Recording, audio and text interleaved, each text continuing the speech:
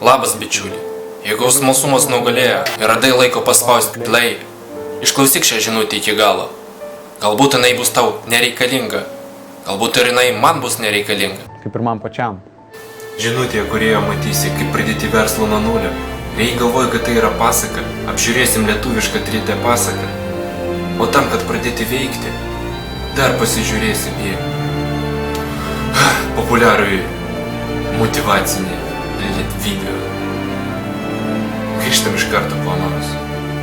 Žiūrėk. Absoliučiai nežinau, kas tu esi. Moksleivis, pensininkas, studentas ar verslininkas. Bet tikrai žinau vieną. Tu esi gyvas. Битва экстрасенсов. Экстрасенсų mūšiai. Turi rankas, kojas, maistą, pastogę. Galbūt neseniai pykai su šeima ar artimais draugais dėl menkiausių smulkmenų. Tačiau kitą kartą tai darydamas, smastyk. Pirmyn, aš tikiu tai. Absoliučiai nežinau, kas tu esi.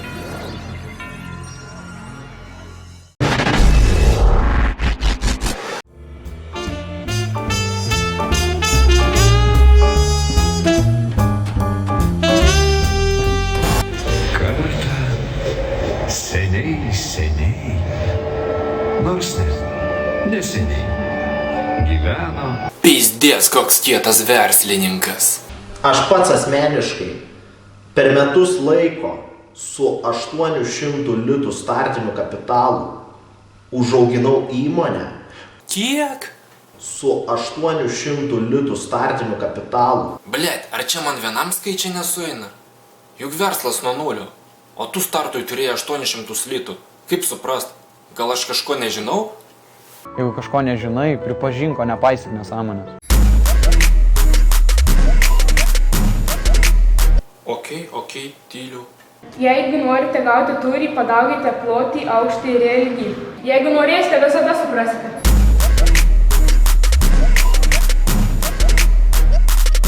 O tai ką daro ta įmonė? Įmonė, kuri šiai dienai ne tik parduoda, bet ir gamina Lietuvos Europos rinkai.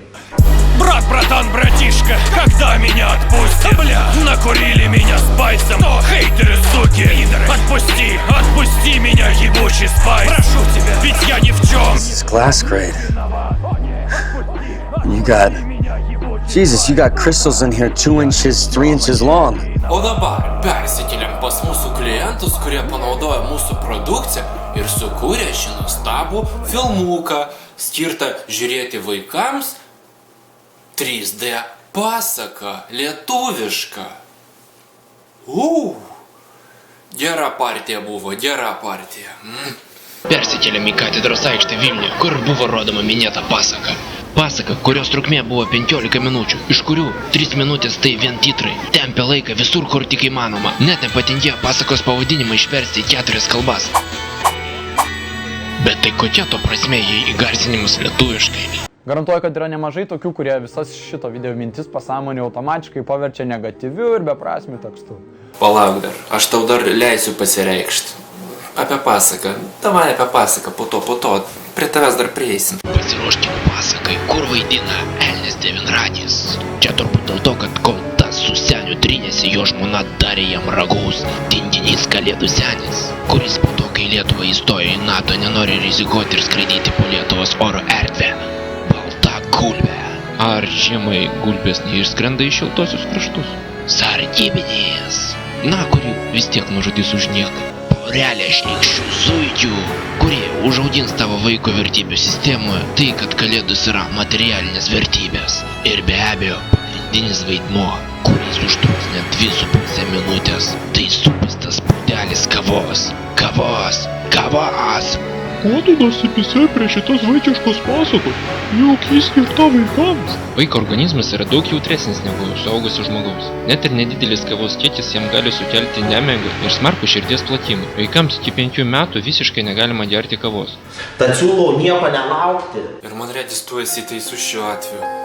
Aš jau nebegaliu žiūrėti. Blet, reikia kažką daryti.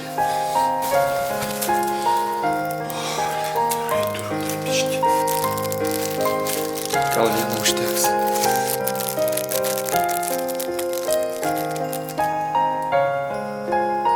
Хуй ten vieno, blet, reikia viską imti.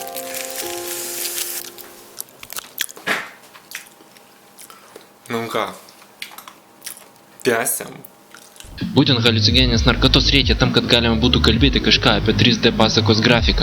Net jeigu kurti Half-Life žaidimų išleistų 98 metais platformoje, personažo fizika atrodys realistiškiau 10 kartų, nors mes jau pragyvenom 15% 21 amžiaus. Pastatų detalinis sustatymas, o po to išardymas, drožiant tą patį soundbanką. Na gal net stipriausia filmuko vieta. Bet tai blet, kai tai pasikartoja 7 kartus, tai vertė mane pasijusti epileptiku. Na ir prieinam prie pačio scenarijaus. Pasakykit man, kad jie rašė Daunas. Tada aš pasistengsiu nieko nekomentuoti.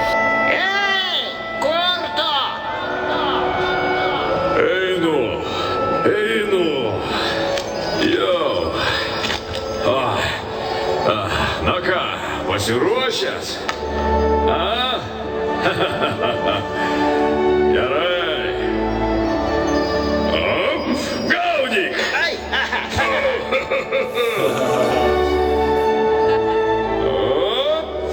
Ir apa! Nukrito! Buvo parabandymo aišku prilygti vakarų pasaulio filmams.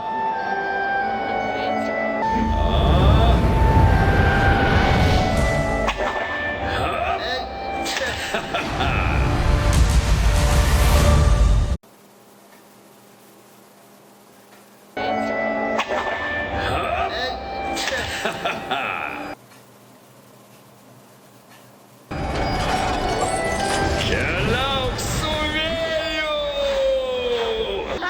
Aš skrendu! Laimingai! Keliauk su vėju!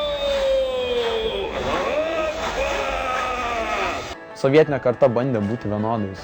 Būtent jie bus pirmieji, kurie atsidurs šalia, kai to labiausiai reikės. Ko tu vis lendi? Palauk, bus tavo eilė tarp. Kiek promilių buvo kraujoje tuo metu, kai scenaristas kūrė tai? Dialogai pastatyti sakau, tai ką matau ir dar copy-paste. Matysim kažką. Taigi, bena. Tu mano geriausia dovana. Tu mano geriausia dovana. Bet čia juk tuščia. Pohui, svarbu, kad pakartojo. Kūrinys, kuris neneša jokios informacijos žiūrovui. Kūrinys, kuris neturi jokios filosofinės minties. Ko norėtum dovanų? Kūrinys, kur tarpusai esantis personažai visiškai nesusiję, bando susijęti. Kur buvo bandymas sulipdyti Kalėdas, Lietuvą ir kavą. Apgailėtina. Čia juk Lietuva, ko tu nori? Reikia kažką gyvenime keisti. Blemba rimtai, reikia susijimti. Jo vyrai, jūs teisūs. Nuo tokių siaubingų pasakų geriau aš eisiu knygas paskaitysiu. Šia tolko nėra. Aš tikiu tavim. Ką tik perskaičiau amerikiečių psichologo Brain Tracy knygą. Nu, ir kas ten gero? Pameni tą vaikiną su motyvaciniu video? Kur tu jį pamirši, aišku pamenu. Tai žinok, 90% jo citatų yra paimta iš tos knygos. Tu ką, rimtai? O likę 10% jisai prikūrė. Ot, blėt, aferistas. Prikūrė taip, kad tie 90% nieko verti. Pirmin, aš tikiu tavim. Prasukom į pradžią ir pažiūrim turinio struktūrą. Absoliučiai nežinau, kas tu esi. Moksleivis, pensininkas, studentas ar verslininkas, bet tikrai žinau vieną. Pirmasis kabliukas, žinomas kiekvienam būrėjui, ekstrasensui ar kitam šarlatanui. Žmogus smalsus padaras ir jam įdomu, ką apie jį gali papasakoti spėliotojas. Turi rankas, kojas, maistą. Pirma porcija makaronų, akivaizdžių banalybių. Skanaus. Galbūt neturi visko, ko nori, bet turi visko, ko reikia. Viską, kas yra milijono žmonių svajonė. Gali pradėti jaustis kaltas už tai, ką turi. Kiekvienas norim gauti dėmesio, būti pagirtam, mylimam, gerbiamam. Jeigu suprantam, kaip tai malonu ir reikalinga, kodėl skundžiam suteikti kitiems? Ieva, ar girdi mane? Galbūt neseniai pykai su šeima ar artimais draugais dėl menkiausių smulkmenų. Tai liksi vienas prieš didelę bėdą. Būtent jie bus pirmieji, kurie atsidurs šalia, kai to labiausiai reikės. Kaltė plus baimė. Na ir prasideda antras ciklas. Patarimai iš arti idealaus pasaulio, kurių savybę aišku norėsi turėti. Būk malonus, visada šypsokis, mokėk pasijuokti iš savęs. Ha, kurgi ne. Jauti prieš akimirką turėjai rankas pavalgyti, dėl ko turėjai pergyventi, kad milijonai to neturi, o dabar neturi visą sąrašą savybių. Dėl ko? Ir vėl, blėt, jautiesi kaltas. Gėda yra apsimetinėti, o ne kažko nesugebėti. Trumpai tariant, pirmos 2 minutės video eina grynas tavęs kaltinimas. O ką žmonės daro, kai jaučiasi kalti? Teisingai. Klausosi patarimo, ką jiems toliau daryti. Skirkime daugiau dėmesio to nusipelniusiems, mylimiems ar bent jau talentingiems žmonėms, o ne perdėto pasitikėjimo savimi kupiniems visuomenės klaunams gražuliams, socialinių tinklų pseudo žvaigždėms, šalčiūtėms ar rauliams. Nu va, pagaliau jo kūryba. Gražu klausyti, ypatingai kai prieš porą sekundžių stėdėjai. Niekada neteisk ir neapkalbinėk žmonių, kol jų nepažįsti. Ant savų grėblių ir užlipai. Na ir toliau eina. Tai, kad tavo turimos vertybės yra blogos. Ir paklausyk pasisekusių žinomų žmonių citatų. Kaip kartą Jimas Carrey pasakė. Pala, gali dar kartą, reikia užsirašyti. Ką pasakė? O tai ką čia reikia suprasti? Viskas nėra taip tobula, kaip yra piešiama jų blizgių įvaizdžių viešoje erdvėje.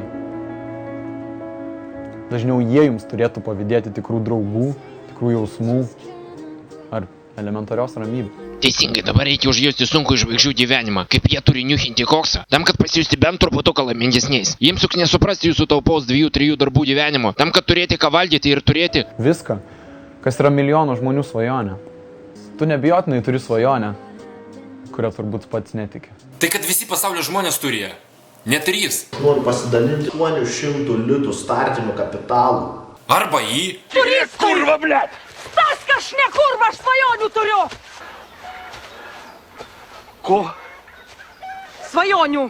Mes kuriam pasiteisinimus, kodėl jos negalim pasiekti, kaltinam aplinką, bet ne save. Klausom žmonių, kurie sako, būk realistas, neprisisvajok. Dabar atsakyk savo sąžiningai. Ar manai, kad išnaudoji visą savo potencialą? Ir vėl esi seną dainelę drožė, tu esi hujovas. O įdomiausia tai, kad pasaulyje neegzistuoja žmogaus, kuris būtų išnaudojęs visą jį. Tai tempo. Ar esi patenkintas savimi ir savo gyvenimu? Ne? Tu esi vienintelė priežastis savo problemų. Po tokio kiekio sadamazinių kaltinimų, manau, pats metas paimti reklaminę pertraukėlę ir truputį atsipūsti.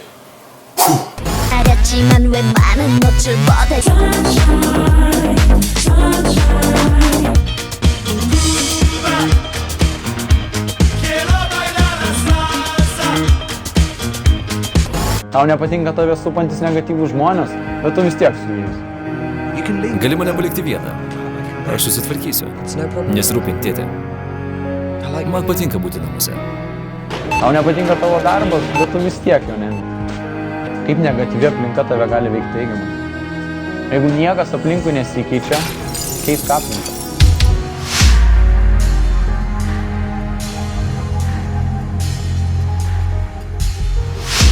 Apsuk save žmonėmis, kurie tau padeda augti, tobulėti, o ne demotyvuoja.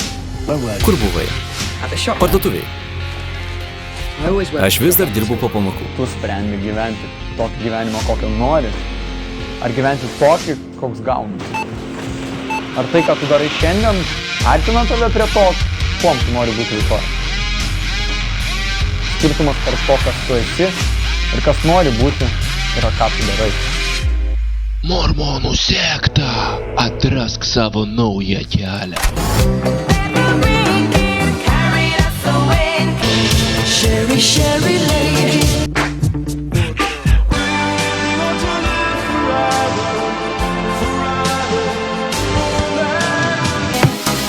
Johnny, la gente está muy loca. O kas čia dabar? Aš nenoriu daugiau šitą video daryti. Tai tave reikia pamotyvuoti. Tu esi savo gyvenimo prodiuseris. Aš juk toks blogas. Ar kada susimastei, jeigu savo gyvenimas būtų filmas? Ar kitiems įdomu būtų jį žiūrėti? Statyk aktyviai, drąsiai ir tinkamai. Jei manai, kad sugebėsi, reiškia nebijotinai sugebėsi. Sakai, man pavyks? Pirmyn, aš tikiu tavim. Na, gerai. Būk išprotėjęs, būk vaikiškas, būk kokio patinka būti. Nes gyvenimas per trumpas, nugyventi būna nelaimingu. Pala. Šitą dar kartą pakartok, tik lėčiau. Nes gyvenimas per trumpas. Nugyventi būna nelaimingu. Aišku, tai siūlai kiekvieną akimirką išnaudoti būnant nelaimingu? Ar čia vertybinė klaida? Blogai išverstas tekstas gal tau buvo? Blemba, tu net negalvoji, ką sakai. Ir kiek žmonių pasidalino šitą mėšlų? Nesiek būti vidutiniu, siek būti geriausiu. Nebūk kaip kažkas, būk geresnis. Geresnis už save vakar. Nebijok būti kitokiu, bet bijok būti kaip visi. Nes jeigu darysi kaip visi, ir baigsi kaip visi. Tai kaip ten reikia pilti rūgštį? Rūgštį į vandenį? Ar vandenį į rūgštį? O kaip visi daro? Man juk reikia išsiskirti. Sovietinė karta bandė būti vienodais. Ar dabar daug laimingų pagyvenusių žmonių matai? Matos, kad šį teidinį pats kūrei. Teidinys su nulis logikos. Kaip galima išvis tai lyginti? Tu nuvaryk į Sovietų sąjungą ir paklausi pagyvenusių žmonių Sovietų sąjungai. O ne dabar. Švis brėdas, blėt, marazmaškas. Kažkoks. Nes neklysta tas, kuris nedaro nieko. Nebijokit klysti. Nes jeigu yra kas nors žmonijoje neatleistino, tai neatleistina. Ai, gerai, tik nespank. Ačiū visiems šitiem blogų video kūrėjams. Jų dėka aš galėjau sukurti šitą video. Ir jeigu jums patiko šitas žanras, arba pastebėt kažkokių klaidų, nesąmonių, pakomentuokit, prašau. Baig išsipsinėt. Pakomentuokit, prašau. Juk aš noriu būti pagirtam, mylimam, gerbiamam. Jeigu suprantam, kaip tai malonu ir reikalinga, kodėl skundžiam suteikti kitiems? Davai nesiskūskit, vat šitą mygtuką spauskit ir laukit kitų video. Ir turit idėjų kažkokių, tai pasakykit.